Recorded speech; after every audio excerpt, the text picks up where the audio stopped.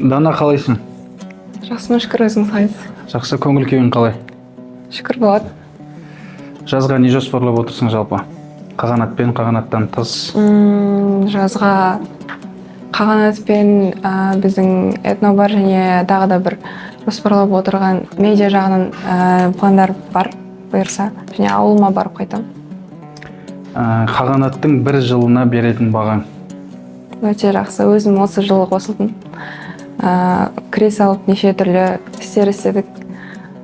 Өте жақсы, 10-нан 10. Жалпы көңілің толады, Иә, иә? толады. Қағанат деген не екен?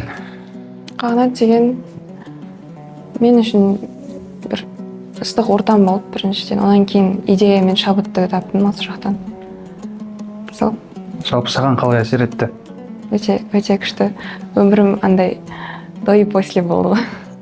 Солай айтуға болса. Рахмет. Сізге рахмет.